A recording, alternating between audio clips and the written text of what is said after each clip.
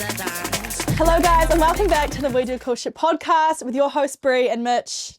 G'day. How you feeling? We are back. Look, it's been a while. It's been a while, Bree. It's good to be back. It has been a while and we've both been on international holidays. Yours longer than mine. So where have you been? Fill in the punters. Man, it's almost 3 months away. Bit of time in Turkey. Made it to the UK. Saw some of the acts over there. Taiwan, Middle East, Oman, UAE. It was a very, very diverse trip away. How good. And you got to a couple of festivals, right? I did. I had to. The goal was to not be working as such, but I did. I snuck into Tomorrowland, Boomtown, just a couple of small ones. Oh, Boomtown is on my bucket list. What was the highlight for you for that? Oh, Boomtown is the most chaotic thing I've ever seen in my life. It's take all the best parts of a festival and like the creativity and the production and stuff's like out the gate, but then give it like a bush stuff feel, which is like right up my alley, and a lot of Kiwis would absolutely froth it because it's just like just feels loose, so it's amazing stages and and everywhere you look it's like, wow, this is so impressive, but then it's got this real like dress up, just full chaotic like feel, which is feels very Kiwi in a way. Crazy. And maybe that's just because it's mostly like drum and bass as well, like it was the difference between Tomorrowland and Boomtown musically is like, chalk and cheese, but both just have incredible like production, and that's some of the stuff that, we want to bring to NZ. Yeah, for sure. What was the thing you got most inspired by being at a festival like Boomtown? Yeah, I would say just looking at the stages and seeing how it's all put together and like trying to work out how we can bring some of that back here. So definitely production's always the thing that inspires me. Like, I mean, obviously people and the artists, they do for sure, but this is more like looking at how the festival, the actual, all the infrastructure and how they put it together and how it all flows, and you go, man, you'll see something and go, I'm sure we could introduce that at one of our festivals, and at Boomtown, that is just everywhere. Like, I can't even count the amount of stages. Like, it's just, and all of them are like themed, and you walk into it and it feels like you're in a completely different world. Whether it's like climbing a hill into a bush or like a 360 feel, like crazy, fully themed. It's just madness. It must be funny having the mind that you do, being a promoter, working in events, because you can't just go to a festival and enjoy it. Like, everywhere you look, it's like inspiration, creativity. How can we replicate that in New Zealand for my stuff? It must be quite funny. Like, you're trying to enjoy yourself or network and hang out with artists or just hang out with your mates, and you're like, shit, your brain is going in every direction, everywhere you look. Yeah, blessing and a curse, I reckon. It's cool because obviously we know what goes on behind the scenes, and then you can appreciate something more.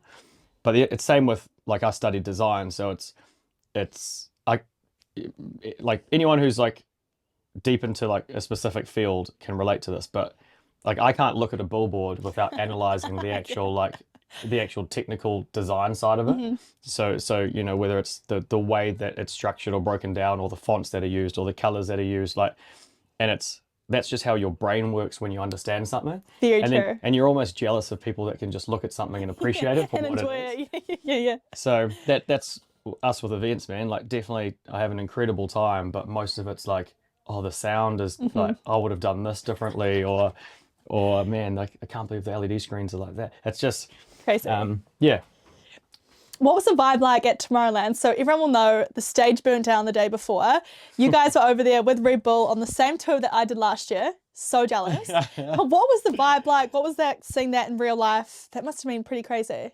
Unbelievable. Like, the timing of it. I mean, we went to Istanbul for a few days first, and the idea was leave the 1-year-old with the parents-in-laws and shoot over to Belgium. And so imagine the hype of it. We get there, we're like, and I think we landed into Istanbul, and then, that night or the next day well, first it was seeing it everywhere, but no one believing it because everyone thought it was AI. Yeah. I remember like messaging Toby and stuff and the Red Bull chat, just, guys, I don't think this is happening, eh?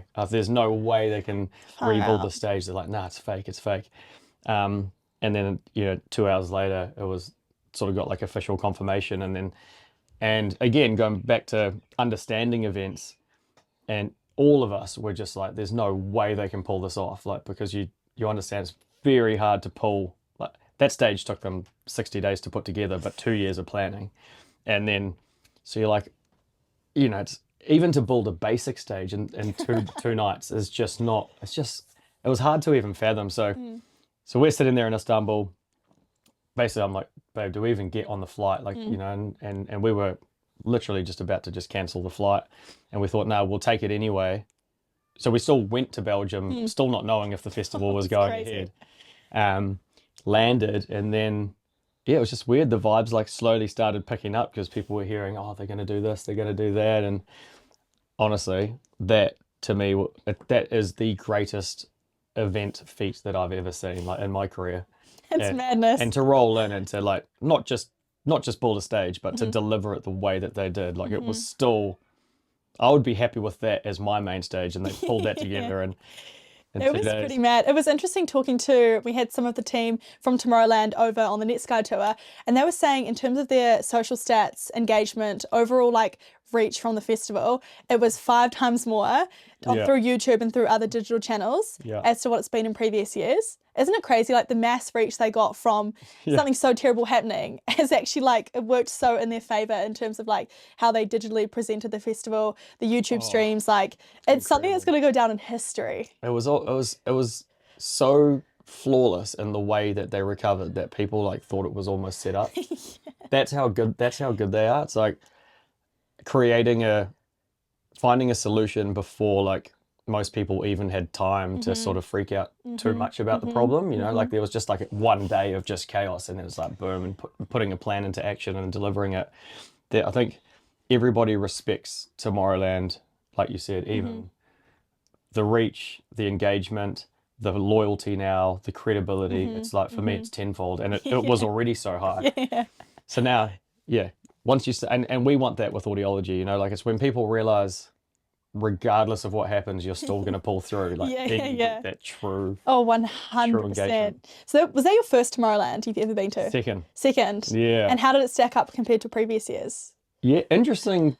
That's a really interesting convo because there were 2 completely different experiences. So like first time I go, it's with a bunch of mates on like just a chaotic, this trip, like boys trip done in a way where like this is 13 years ago or something, and done like on a budget sort of backpacking sort of vibe. And so we're camping, and looking back, like it's one of the best times of my life, but like the campground, so being in Dreamville and having that like experience was actually one of the highlights. And I realized this time when we went back and had the whole like hotel vibe with the transfers, an hour each way plus the walk. Yeah. I realized I much preferred the camping experience, which is surprising because like, you would think you get used to luxury. Hotel vibe. Yeah, you get used to luxury, but I'm still just like a rave kid at heart, like being immersed in the campground and then going in with a group of people and then just walking back to your tent and the party continues. Like that versus like an hour transfer home and you're like, falling asleep. So that purely looking at it from that perspective, like the first time, there's nothing like the first time, right? For sure. But then it's come such a long way. 13 years later, people are like, you're not even going to recognize it when you get there. Like it's, and to be fair, the layout and the land is still is similar, but everything is escalated. Like, well, I thought it was mind blowing back then, and now it's like 3 or 4 times what it was. So everything's just more grand and more impressive. But I mean, from what I can remember, like the vibe is still exactly the same. Like there's something about Tomorrowland Day when you get immersed in it. Yes. It is just hard to explain to people. Oh, the energy is crazy. Like I felt that too. You feel like you're at the center of the universe. For those 3 days, you're like the whole world is watching this festival, the live stream, the artists, and the energy, just all these people from around the world coming together. You might speak a different language to the person in the mosh next to you, but you're all there just like to enjoy the music. Yeah. And their whole thing of like unity. That's exactly how the energy feels. Like they've captured their message so well around unity, uniting people through music. It's exactly what you feel like when you're there. Oh, and how good is like you get immersed in this and people like it's so cheesy, but you can't even escape it. Like I remember just you know they sort of sell you this dream of like welcome to Tomorrowland, and then Yes. once you're there, you feel like you're in another you're in this other little world. You feel like you almost need like a new passport to like get into it. And then I remember just having the best day of my life, and then buying this like Tomorrowland hat that said best day ever on it and shit, and just rolling around. I was like, I would never usually do that, but you get so roped in. You walk past Yes. this merch, and the merch Yeah. store is like a full blown It's store, crazy. like Yeah. multiple stores. Like I love that. In fact, let me show you something. Oh God, If I what's he can reach in got? here. What's he got? I just want to show you how ahead of time Tomorrowland is. Oh, So this is 13 years ago. no This is the way. Tomorrowland bracelet from 13 years ago. Oh, you tap that button, this love heart, and you tap someone else's band, and it adds each other on Facebook. So you became friends. So I woke up with like 1,300 Facebook friends. You are kidding me. It's like this little thing winds up and plays music, and this is The like, fact you've kept that for 13 years is crazy. thank you. That's how good it was. That is madness. The Facebook But- friend thing is nuts. But like they were doing. I mean, you saw this. Do you see this? Yeah. There's one where it like Yeah, unfolds in this. crazy. But they were doing this. Like, imagine how inspired. This is before anyone was doing anything like that. Mad. Wow, So that blows that's- my mind. That's how they rope you in from the start. Like, Yeah. you receive that, you unbox it, you're like. It's the whole like experience. this Yeah. anticipation. And that's why they can sell it out every year, because stuff like that 100%. is just, it's all part of this whole brand that they've built, and it's such a solid festival. Yeah. I'm so jealous. I want to go next year. Oh, I know. Last So question keen. on Tomorrowland. I need to know, favorite act? It's a full Tomorrowland podcast. It now. is, didn't I know, realise. I know. This is good. Favorite act at Tomorrowland. Man, it was either John Summit in the, I can't even remember what that stage was called, but in the in the massive indoor arena Indoor one. thing Yeah, that yeah, they yeah, set yeah. up. Yeah. So I think he played indoor the first weekend and outdoor the second weekend, but it was just the production in there was out the gate.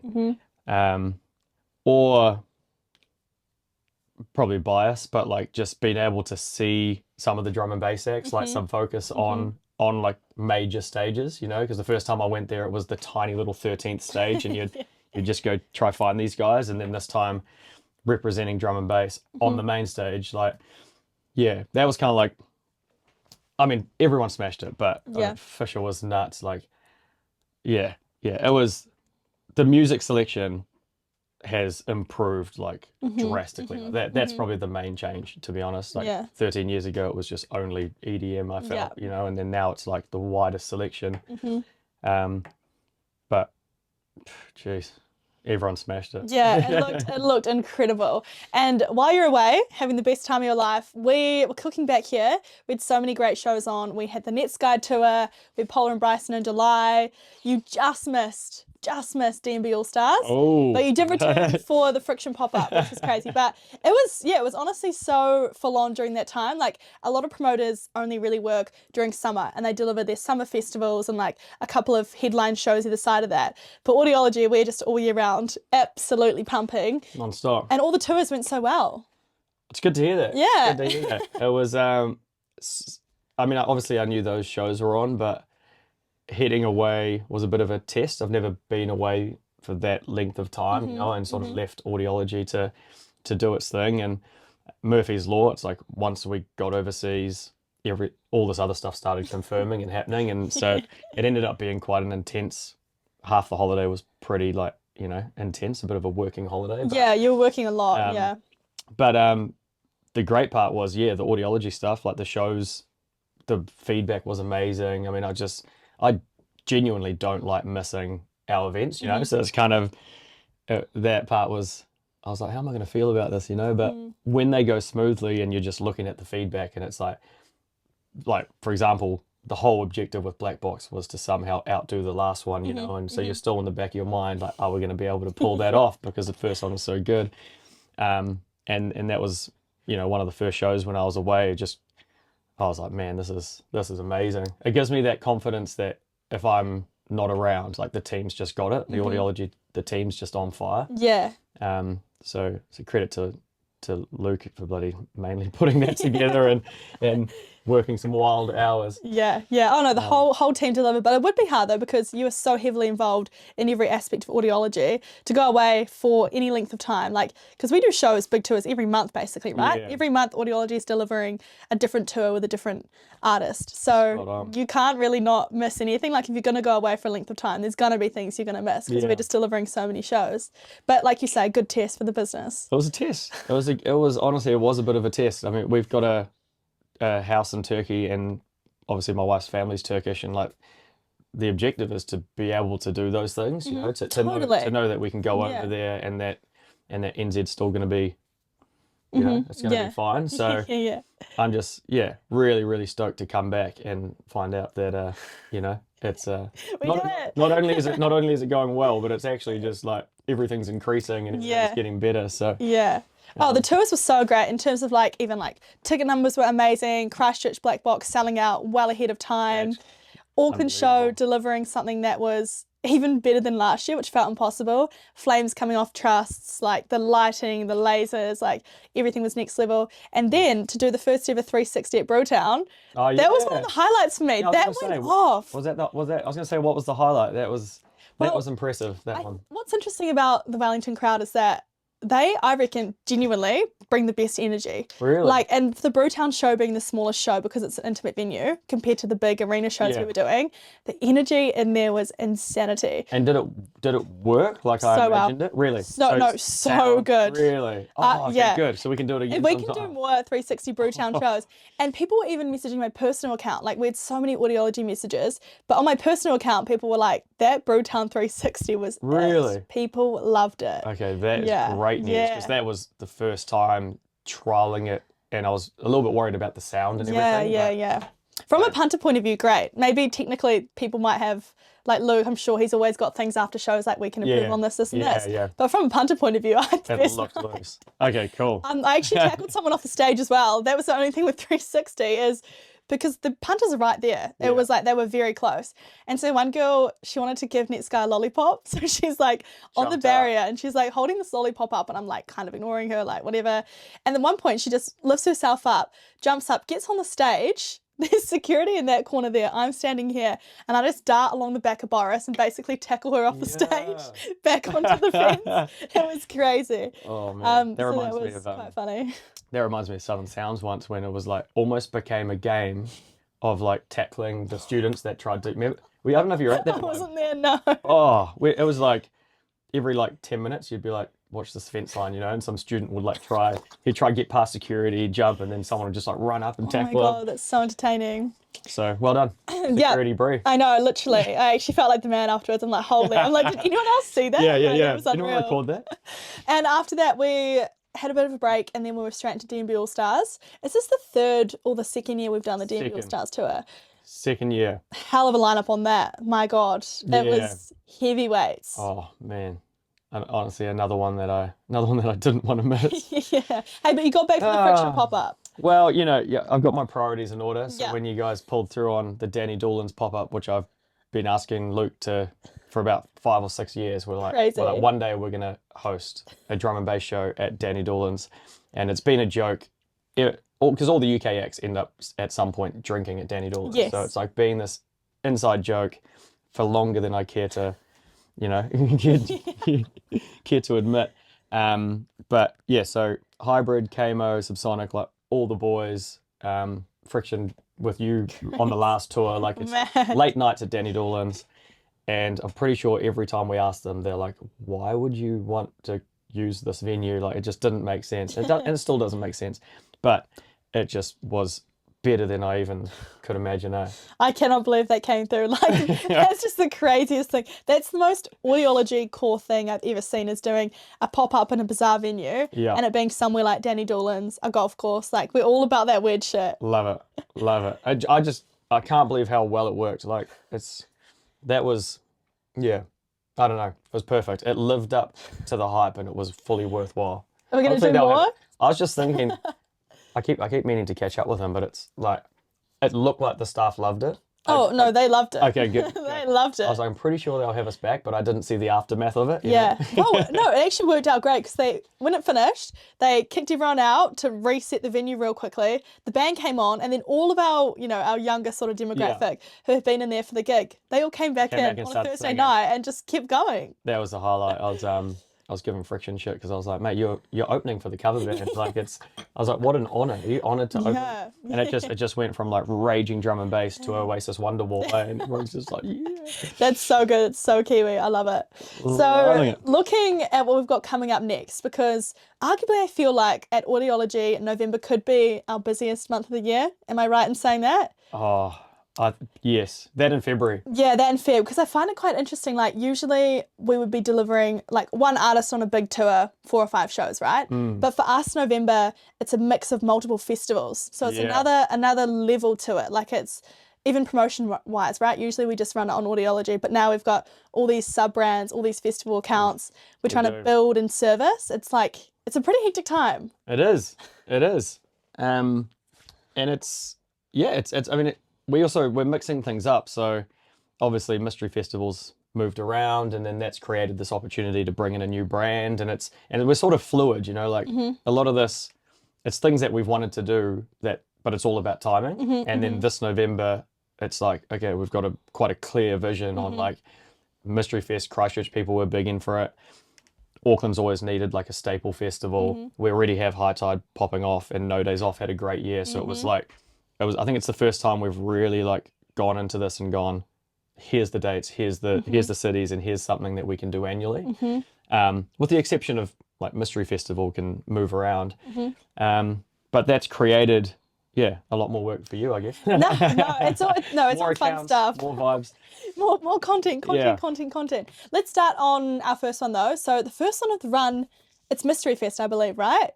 It is. Yeah, so looking at its new home in Christchurch, and we haven't revealed the venue yet, so do not say anything, but we've got 6 acts to announce. Massive lineup, some real heavyweights on there, some of my favourite D&B acts. We've got Lowe coming back, Camel and Crooked, who are unbelievable. So good. It's massive. So good. By far our most impressive lineup, I feel. Like in terms of overall, like it's just so stacked with so many good names.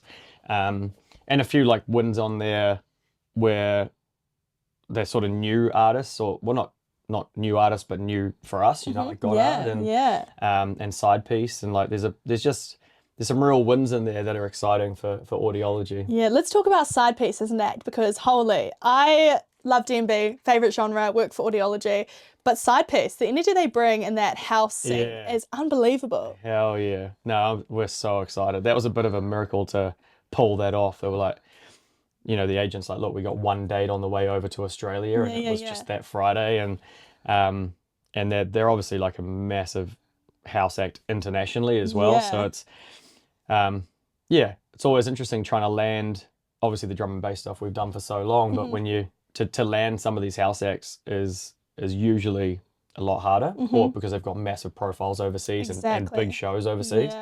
But we're starting, I think they're starting to see Audiology bring in these other elements. So Side Piece is like the perfect way to do that. It's a lot of hype and a lot of energy. Surely Sunset Set. Is that what we're thinking? I reckon, sure. We're not releasing the set times though, guys. Mystery Fest, but I'm thinking a bit of Side Piece at Sunset. Sunset's mystery enough. Yeah, could go hard. Side Piece at Sunset. And so we're going back to back. So Friday night is Mystery Fest. Saturday night, full send into High Tide. Oof. Let's talk about that. New venue, biggest size, biggest lineup. It's going to go off. Pumped. I don't know how we've pulled that off, but to get into the centre of the city, Waitangi Park. Yeah. And to just be walking distance from every hotel with like the backdrop of the water, which was super important to us. Like, I mean, High Tide's always got to be by the water. So it was sort of a relatively easy decision when we got the opportunity. It's like McEwen Park is amazing, and there's parts of it that we'll miss. Yeah. But in terms of like stepping this up into an international festival, man, Waitangi Park as a venue is insane. And I mean, everyone's obviously connected with it because we're like selling way ahead of previous years. So this is going to be this is going to be massive. It's going to be double the size of last year. Yeah, Which is well, crazy. that was one of the biggest on-sale nights I've had working for Audiology, pre-worship. So obviously we're on sale just for worship, and yeah. we'll touch on that soon. But for high tide, the numbers I saw that night, it was mind-blowing. And I think it just shows the need and the want for something in Wellington annually, because now with no homegrown, they're missing out on that. You know, there was something that they love so much that unfortunately had to be moved somewhere else. Spot on. So for the Wellingtonians, for us to come in with this festival, multi-genre, unreal venue, start of summer, it just ticked every box for everyone. So I think that's why it was so good. Yeah, spot on. That's exactly right, and that's something that we'd love to give to Auckland, and that's the whole sort of Parklands concept. So you'll see a lot of similarities, not just in the lineup, but the and trying to create something for the city that they can call theirs. Like that's the whole vibe here. That's what November's going to be for us. Like that's why we build brands, so that people can. They come once, or they might miss that one, and then their mates bring them to the next one, and you keep building on it, Yeah. And that's this is the biggest example of that yet, and next year we'll just somehow outdo it. Keep going. How good. Brand new festival brand. Popped off, even follower wise, like it went off so quickly. We're like 3,000 something followers, because I feel like Auckland is in such dire need of its own annual festival. Yeah. And here Parklands is delivering. Yeah, delivering. So it's just for the people. That's Hey. what we do. No, I'm stoked with it. Like we obviously there was a lot of thought that went into it with in our group chats that never end, and just trying to create something that Auckland can call their own, that's in the center of the city, like at the best venue. I mean, obviously everyone's like, this is just Mystery Festival renamed, but that's the effort that went into Mystery Fest to get that consent at the venue to have Albert Park is obviously something that for those that don't understand, like we've got the consent for 5 years, so it's we've got the exclusive like use of the venue, which makes it even more special. And so of course there was the follow-up to Mystery Fest was which was supposed to be like a one-time pop-up. The follow-up to that is Parklands, and so it was always the intention to create a proper branded annual festival.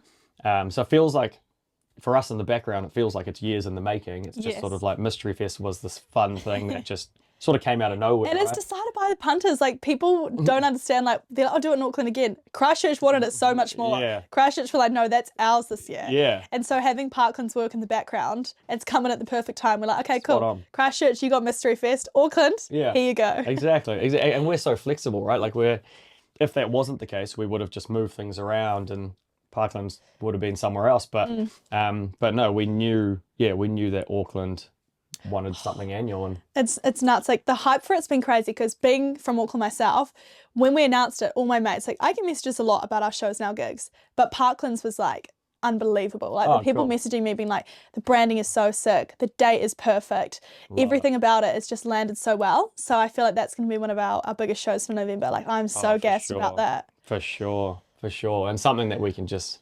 continue to build on, right? Like it's I'm so excited for the production, like stepping up the production from last time, like actually making it very Parklands. That's the beauty of like an annual festival, is you can invest a lot in the actual production that's specific to the brand. So Mystery Fest was more of like a pop-up style, and now people will see the creation of a new actual festival. We had to touch on the stage. We had to touch on the 360 stage. Oh, yes. So last year we got, fair enough comments. So we have the rotunda at Albert Park, which is iconic. If you're not from Auckland, this is like this iconic rotunda in the middle of Albert Park. And we advertise it as 360 because people don't get that's sound-wise, it's very hard to deliver a full entire 360 stage, fencing, all that sort of stuff. So what's the plan for the rotunda this year? What are we doing? We can definitely deliver 360. I was happy to be called out on that because I found it so funny. 270. There was some sort of production scenario where it's like it's on an angle and they worked out that the sound wouldn't be that it wouldn't be good behind it. Yes. And so some communication breakdown somehow resulted in creating more of like a 270 vibe. But and everyone's like, that's not 360. And because I got there and I was like, you were like, hang on. I was like, hang on. I didn't expect this either. So Yeah, fair. so it was such like a weird anomaly that that wouldn't happen again. But anyway, it was a bit of a laugh, and this Yeah. time it's Well, this time it's and 7:20. that's We're a going great, all in. yeah, we're You can going, run around. no, we are. It's unlimited. Wait, is it really? Well, it's 360. You can just keep running around it if Oh, you God. like. Oh, There's no fencing. No fencing in the way this time. Oh, hey, look, I think we were trying to do something last year for the punters to ensure the sound was good. Like, it wasn't like intentionally being like, we're not going to make it 360. Oh, no. It was, we wanted the best sound, maximum. we wanted the best experience. But this year, we'll see. We're going to keep it a bit of a surprise. I mean, I don't want to promise a 360, but. Oh, I'm ready to. I think Mitch we're gonna is? promise it. Yeah. All Yeah. right. No, Luke's confirmed. Has he? Oh, okay. Yeah. Parkland Yeah, Sand, we're 360 Rotunda, it's happening. It's full 360. Then the next show of our November tour we've got coming up is in your hometown, the Mount. Yeah. No days off. The state of it. That okay. It's nuts. It's popping. That one definitely caught me by surprise because the other ones are in a main centre. You almost expected like the population's markets, there, the yeah. market's there. But no days off. Like to again, it'll be probably double the number. Yeah, it will be over double the numbers of last year. Like Wow. that's a huge step up for an event in a region, I guess. Like not, Massive. I guess Tauranga Mount's the city, but Yeah. yeah, it's I was just extremely impressed by the way that it launched and the commitment from people from out of town because everyone's road tripping in from Hamilton and Yeah. Taupo and Auckland and like people are making a weekend out of it and that was always the dream, Yeah, totally. that's always the dream for like obviously I live here, but I always view it as a destination that we want to pull people from all the surrounding areas. Yeah, I think that's the great thing about this location, even from like a punter point of view. The Mount is a iconic summer holiday destination. People have come here either for Bay Dreams back in the day when they used to do the Mount New Year's street party. Like I came down there when I was like 16, like had the best time. People have come here with their families when they're younger. People know this as an iconic summer location. So even for you strategically looking at like famous last words, no days off, Fisher, you know that there is the pull because of the location. So it makes it an easy decision to have something here. Yeah, and something that we've built for so long now, right? Like this wasn't the case 9 years ago or 10 years ago when we started Bay Dreams. Like it was a big decision to try to do a large scale event here. We just didn't know. We knew that it was a hot spot and in a summer destination, but it was still like. It was a big undertaking to be like, hey, should we try to get 30,000 people to the Mount? Like no one had done it before, so it was just uncharted waters really. I guess the confidence over the years, that confidence has grown because we've started to slowly pull things off. So I'm just I'm anything local for me is like just the cherry on top because Totally. I'm sure we can chat about famous last words and Fisher and all that, but like those ones.